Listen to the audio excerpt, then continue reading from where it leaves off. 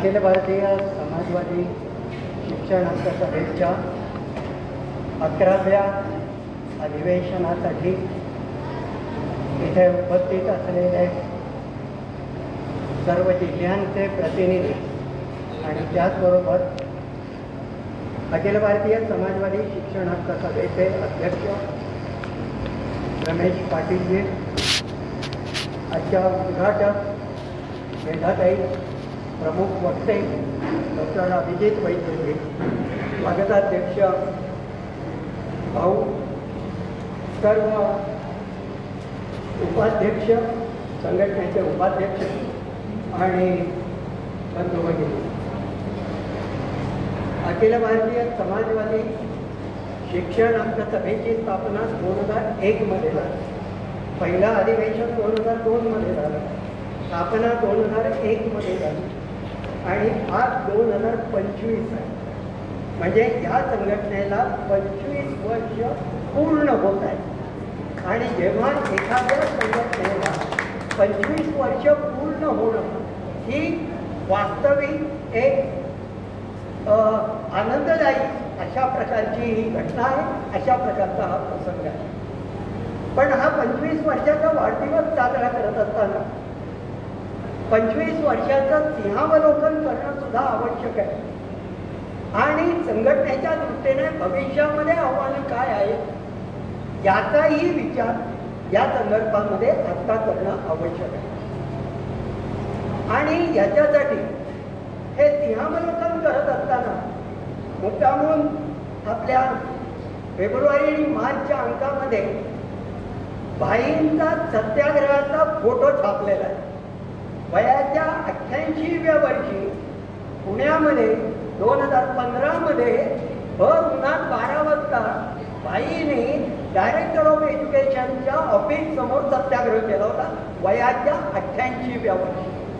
याची आठवण आपण सतत ठेवणं ही मला असं वाटतं आवश्यक आहे.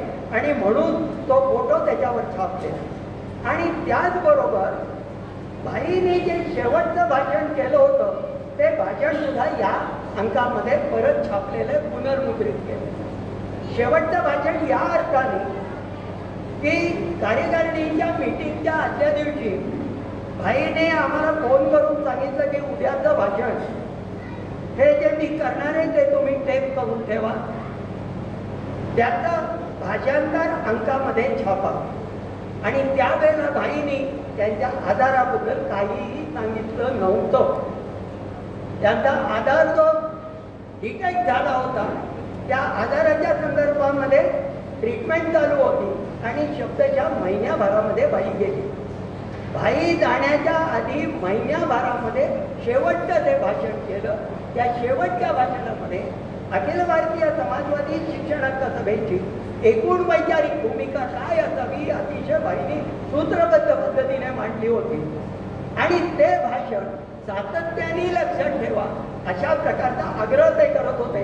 ते आग्रह का करत होते ते आमच्यापैकी कोणालाही त्यावेळेला समजलं नाही.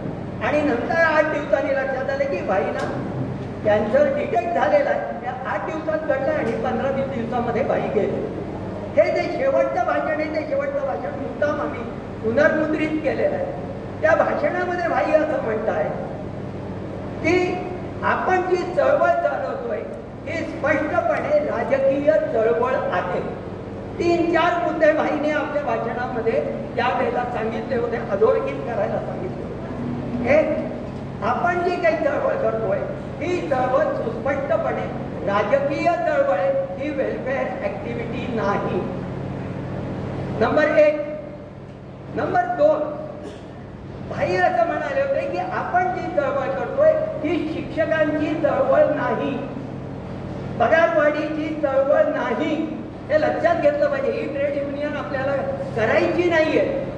आपण जी चळवळ चालवतोय ती चळवळ मूलभूत धोरणामध्ये बदल घडवून आणण्यासाठी म्हणून चळवळ चालवतो. शिक्षणाची गंगा जी अपवित्र झालेली आहे किंवा त्याच्यामध्ये जे प्रदूषण आलेलं आहे हे प्रदूषण प्रामुख्याने धोरणामधून तयार झाले. आणि जोपर्यंत हे धोरण बदलत नाही तोपर्यंत खालची गंगा ही शुद्ध होणार नाहीये. त्यामुळे ज्यांना कोणाला पगारवाढीचे प्रश्न भांडायचे घ्यायचे त्यांनी ते घ्यावे, त्याला आमचा विरोध नाही. पण आम्ही आपली संघटना ही शिक्षकांची पगारवाढीची संघटना नाही. आपली संघटना ही शिक्षण धोरणामध्ये बदल घडवून आणण्याची संघटना आहे. शिक्षणाच्या हक्क हा संपूर्ण चळवळीचा आपला केंद्रबिंदू आहे, हे आपण लक्षात घेतो. आणि तिसरा मुद्दा भाईंनी सांगितला की आपण जी काही चळवळ करतोय ही सेक्टोरियल चळवळ आहे असं समजायचं कारण नाही. जरी आपण शिक्षणाचा प्रश्न घेतला असला तरी अंतिमतः आपण व्यवस्था परिवर्तनाची चळवळ करतोय, हे व्हिजन आपण सगळ्यांनी लक्षात घेतलं पाहिजे. आणि शेवटी सांगितलं की या प्रश्नासाठी जन आंदोलनाशिवाय पर्याय नाही. आणि त्यामुळे जन आंदोलन संघटित करणं, लोकांना संघर्षाला तयार करणं हे आपलं प्रमुख उद्दिष्ट आणि काम असलं पाहिजे. केवळ चर्चासत्र घेणं हे आपलं काम नाही, ते आपण करूया, प्रबोधनाचा भाग म्हणून ते आपण करूया. परंतु अशा प्रकारे चर्चासत्र घेणं, विद्यापीठाच्या पातळीवरची चर्चासत्र घेणं हे आपलं काम नाही. तर आपलं काम आहे रस्त्यावरचा संघर्षाला जाणं आणि या संघर्षामधनं धोरणामध्ये परिवर्तन घडवणं, ही भूमिका भाईंनी घेतली. आणि त्याच्यानंतर भाईंनी स्वतःच्याच आयुष्यामध्ये 2 सत्याग्रह, म्हणजे केवळ संघर्ष करा, तुम्ही संघर्ष करा अशी भाईंनी भूमिका घेतली नाही. तर भाईंनी स्वतःच्या आयुष्यात रस्त्यावर 2 सत्याग्रह केले, स्वतःला अटक करून घेतले. आणि भाई रस्त्यात बसल्यानंतर पोलिसांची कशी गडबड झाली हे आम्ही डोळ्यांनी पुण्यामध्ये बघितलं. की माझे गृहराज्यमंत्री ज्यावेळेला सत्याग्रहाला बसतात त्यावेळेला पोलिसांसमोर प्रश्न पडला की यांना उठवा, म्हणजे ते गयावया करून बोलत होते, अहो भाई उठाओ, अहो भाई उठाओ, असं करू नका, ऊन वाढते, तुम्हाला त्रास होतोय, उठाओ. आणि शेवटी मग अपरिहार्यपणे तिथल्या सब इन्स्पेक्टरनी आणि 2 सब इन्स्पेक्टरनी जवळजवळ त्यांना उचलल्यानंतर भाई गाडीत जाऊन बसले. परंतु जी काही एकंदर त्यावेळेला पोलीस यंत्रणेची भाई बसल्यामुळे तारांबळ उडाली, ती तारांबळ आपण बघितली. हे सगळं सांगण्याचा मुद्दा असा की ज्या वेळेला आपण सिंहावलोकन करतोय आणि त्या सिंहावलोकनाचा आधार घेऊन भविष्यामध्ये जाण्याचा, भविष्य बघण्याचा जो प्रयत्न करतोय, तो नेमका प्रयत्न काय आहे याची थोडक्यात मांडणी करून किंवा बोलून या ठिकाणी मी माझं प्रस्तावित सांगतो. आत्ताचा जो 22 मार्चचा आपण दिवस आहे तो खऱ्या अर्थाने एक वेगळ्या प्रकारचा योगायोग आहे असं म्हणता येईल. 16 मार्चला तुकाराम बीज झाली आणि 2 एप्रिलला भाईंचा स्मृती दिवस, 7वा स्मृती दिवस आहे. या 2 तारखांच्या मध्ये आपण आपलं 25वा वाढदिवस या ठिकाणी साजरा करतो. तुकाराम बीजेचं महत्व काय आहे? तुकाराम बीजेचं महत्व या अर्थाने आहे की संत तुकाराम, विद्रोही तुकाराम हे ह्या समाजातल्या, बहुजन समाजाच्या, कुणबी समाजाच्या, ब्राह्मणेतर समाजाच्या ज्ञानासाठी म्हणून संघर्ष करणाऱ्या महात्म्याचा हा दिवस आहे, तुकाराम बीज आहे. भले लोकांनी त्यानं सदैव वैकुंठाला गेलं म्हणून नंतर लोणकडी थाप मारली, प्रत्यक्षामध्ये तुकाराम महाराजांचा खून करण्यात आला. आणि का खून करण्यात आला की एक ब्राह्मणेतर कुणबी शेतकरी वेदाचा अभ्यास करतो आणि तो वेदाचा अभ्यास, धर्माचा अभ्यास शास्त्रशुद्ध पद्धतीने लोकांना आपल्या अभंगातून मांडतो आणि लोकांना शहाणं करतो. हा जो राजे म्हणून तुकारामांच्या गाथा बुडवल्या, या गाथा इथल्या सनातन्यांनी, ब्राह्मणांनी बुडवल्या. याचा अर्थ असा आहे की इथला वेदाचा आणि सर्व अधिकार हा केवळ ब्राह्मणांचा आणि उच्च वर्गाचा असेल, बहुजन समाजाकडे ज्ञानाचा अधिकार नसेल. आणि एकूण तुकारामांची भाषा ही इतकी विद्रोही भाषा आहे. तुकारामांनी एका ठिकाणी वेदाबद्दल म्हटलेलं आहे, विचारी ते वेद अज्ञाना डसती, सर्पात विळात लपती, सर्पाबळी. विचारी ते वेद अज्ञाना डसती, म्हणजे वेदाचा उल्लेख त्यांनी विचारी सर्पाशी केलेला आहे. म्हणून तुकाराम महाराज नको होते. वेदाचा तो अर्थ आम्हाची डावा येऱ्यानी व्हावा भारत याचा, म्हणून तुकारामांच्या गाथा बुडवल्या गेल्या. सत्य असत्याची मन केले ग्वाही, नाही मानिली बहुमता, म्हणून तुकारामाच्या गाथा बुडवल्या. वेद आम्हावरी रुचला, आम्ही त्याच्या बाला धरिले हाती. तुकारामाने वेदाचा बापच काढलेला आहे. हा जो सगळा विद्रोही तुकाराम आहे, ज्यांनी ज्ञानाचा आग्रह धरला, ज्ञानाची साधना केली, ही ज्ञानाची साधना इथल्या बहुजन समाजाला, इथल्या सत्ताधारी समाजाला पचली नाही. आणि म्हणून तुकारामाची एका बाजूला गाथा बुडवली, दुसऱ्या बाजूला त्याचा खून केला आणि इथल्या समाजामध्ये पसरवलं गेलं की तुकाराम महाराज सदैव वैकुंठाला. हे सांगण्याचं कारण असं आहे की या पद्धतीने इथल्या सनातन्यांनी तुकाराम महाराजांचा वध केला, खून केला. त्याच पद्धतीने आज नव्या राष्ट्रीय शैक्षणिक धोरण आणि या सगळ्या प्रक्रियेमध्ये इथल्या बहुजन समाजाला पाण्यात बुडवण्याचा पद्धतशीर प्रयत्न चालू. आणि त्याच्या विरुद्ध आवाज कोणी उठवला तर भाईनी उठवला. म्हणून एका बाजूला संत तुकाराम आणि दुसऱ्या बाजूला 2 एप्रिलची भाईची स्मृती दिन, या 2 दिवसाच्या मध्ये नेमकेपणाने आपण या ठिकाणी आपला 25वा वाढदिवस साजरा करतोय. आणि त्यामुळे याचा जास्त महत्वाचा एकूण जी काही आताची परिस्थिती आहे, ती आताची परिस्थिती वाईटाकडून अतिवाईटाकडे जाणारी एकूण परिस्थिती आपल्याला दिसून येते. म्हणजे या ठिकाणी संपूर्णपणे शिक्षणाचा हक्क नाकारण्यासाठी या पद्धतीने एकंदर षडयंत्र रचलं जात आहे. ते षडयंत्र आहे आणि या षडयंत्राच्या विरोधात इथल्या समाजाने संघटित होऊ नये, इथल्या समाजाने विद्रोहाची भाषा वापरू नये. आणि म्हणून सातत्याने धर्माची अपूची गोळी अतिशय पद्धतशीरपणे देण्याचा कार्यक्रम शासनाकडनं चालू आहे. आणि त्यामुळे एकूण जी काही परिस्थिती दिसते ती परिस्थिती एका अर्थाने संपूर्णपणे निराशाजनक आहे, हे वास्तवाची गोष्ट. पण ही जरी निराशाजनक परिस्थिती असली तरी सुद्धा उमेदीसाठी परत परत भाईंचं भाषण आणि भाईंचा सत्याग्रहाचा फोटो जर आपण सातत्याने बघत राहिलो तर लढण्याची उमेद आल्याशिवाय राहणार नाही. म्हणजे एकूण आता ते सिंहावलोकन करताय सध्याची परिस्थिती आहे. ही परिस्थिती अतिशय वाईट आहे. 2 पद्धतीने चालू आहे. एका बाजूला धर्माची भांग दिली जाते, गंगेमध्ये डुबक्या मारून झाल्या.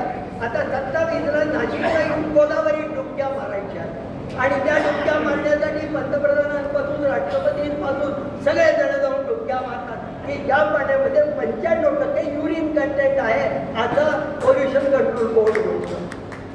त्या ठिकाणी पंतप्रधान आणि राष्ट्रपती जाऊन डुबक्या मारतात. इथली तर या समाजाची, या देशाची जसं विवेकबुद्धी घसरत चालली असेल तर आपल्या समोरचे आव्हानही जास्त कठीण. एका बाजूला हे चालू आहे आणि दुसऱ्या बाजूला काय चालू आहे? दुसऱ्या बाजूला हिंदू मुस्लिम भांडणं उकळून काढण्याचा एक तत्वी कार्यक्रम चालू. औरंगजेब आणि औरंगजेबाची कबर हा या देशाचा नॉन इश्यू आहे. याचा काहीही आमच्या जीवन मरणाशी संबंध नाही. सरकार आज रोजगारीबद्दल बोलत नाही, आरोग्याबद्दल बोलत नाही, पर्यावरणाबद्दल बोलत नाही, विषमतेबद्दल बोलत नाही, कुठल्याही गोष्टीबद्दल बोलत नाही आहे. सरकार सातत्याने म्हणजे असं आताचं चित्र झालंय की महाराष्ट्र सरकारने अल्पसंख्याक किंवा मुस्लिम विद्वेष प्रसार मंत्रालय काढलंय का काय असं वाटावं अशी परिस्थिती आहे. एका मंत्री करून टाकलेलं आहे का ते एकच काम आहे. गावोगावी जायचं, आगी लावत जायचं आणि मुस्लिम विद्वेष प्रसार सातत्याने समाजामध्ये करत राहायचं. ही ज्या एका बाजूला परिस्थिती आहे, दुसऱ्या बाजूला हिंदुत्वाची एकंदर भांग लोकांना पाजण्याचा प्रकार चालू आहे. अशा परिस्थितीमध्ये जनतेला शिक्षण, आरोग्य, रोजगार, विषमता या प्रश्नांकडे परत आकर्षित करणं आणि हे मुद्दे, सगळ्याचे मुद्दे एकूणच आपल्या चळवळीचे महत्त्वाचे मुद्दे करणं हे प्रचंड मोठं आव्हान आहे. पण हे आव्हान आपल्याला स्वीकारायला पाहिजे. या संदर्भामध्ये अवतारसिंग पाशा याची एक कविता मला हल्ली सातत्याने आठवते. अवतारसिंग पाशा हा पंजाबमधला कवी. 1950 त्याचा जन्म झाला आणि 1988 खलिस्तानवाल्यांनी त्याचा जालंधरमध्ये खून केला. त्यांनी तो खलिस्तान विरोधी होता. अवतारसिंग पाशा वयाच्या 38व्या वर्षी त्याचा खून झाला आणि त्यांनी कविता लिहिली, सबसे खतरनाक क्या है. सबसे अतिशय छान कविता आहे आणि ही कविता सातत्याने अलीकडे मला आठवते. अवतारसिंग पाशा असं म्हणतो, मेहनत की लूट सबसे खतरनाक नहीं होती. मेहनत की लूट सबसे खतरनाक नहीं होती. पुलिस की मार सबसे खतरनाक नहीं होती. पैके बिठाए पकड़े जाना बुरा तो है पर सबसे खतरनाक नहीं है. सबसे खतरनाक है मुर्दा शांति से भर जाना. तड़प का न होना, सब सहन कर जाना. घर से निकलना काम पर और काम से लौटकर घर आना. सबसे खतरनाक होता है अपने सपनों का मर जाना. मला असं वाटतं की आज 25व्या वाढदिवसाच्या निमित्ताने भाईंचं स्वप्न आपण विसरणार नाही याची शपथ घेण्याची आज आवश्यकता आहे. वातावरण अतिशय निराशाजनक आहे. वातावरण डिमॉरलायझिंग करणारं आहे, नीतीराईने खचवणारं आहे. पण तरी सुद्धा बाबा आमट्यांची ही कविता आहे, अंधार फार झाला पडती जपून ठेवा. अंधार फार झाला पडती जपून ठेवा. भाईंच्या विचाराची पडती ही जपून ठेवणं म्हणजे कधी कधी विचार जिवंत ठेवणं हे सुद्धा आव्हानात्मक होऊन बसतं. ते आता झालेलं आहे. विचार पुढे घेऊन जाणं हा नंतरचा टप्पा, पण विचार मरणार नाही. त्या संपूर्ण निखाऱ्यावर राख जमणार नाही याची काळजी घेणं हे आपल्या दृष्टीने आव्हानात्मक आहे. आणि म्हणून आता नेहमी म्हटलं जातं की शहाणा शेतकरी दुष्काळामध्ये आपलं बियाणं जपून ठेवतो. तसंच आताच्या या दुष्काळात आपल्याला भाईंच्या विचाराचं बियाणं जपून ठेवणं आवश्यक आहे. एकंदर 2 दिवसाच्या आताच्या या एकूण चर्चेमध्ये आपण या संदर्भामध्ये विचार विनिमय करूया आणि कुठल्याही परिस्थितीत जेव्हा जेव्हा निराशा वाटेल तेव्हा जेव्हा भाईंचा फोटो बघणं, जेव्हा जेव्हा निराशा वाटेल तेव्हा जेव्हा भाईंचं भाषण वाचणं हे आपल्याला आपली बॅटरी रिचार्ज करून घेण्याच्या दृष्टीने अतिशय उपयुक्त आहे. ती बॅटरी आपण सातत्याने या अधिवेशनाच्या मार्फत स्वतःची बॅटरी रिचार्ज करूया अशा प्रकारचं एक आवाहन करून या ठिकाणी मी सांगतो. धन्यवाद. निराशेच्या या अंधारात आशेचा दीप आपण आपल्या प्रस्तावनेतून प्रज्वलित केला. पुनश्च एक वार धन्यवाद. यानंतर मी मेधाताईंना विनंती करते की त्यांनी उद्घाटनपर मनोगत व्यक्त करावं.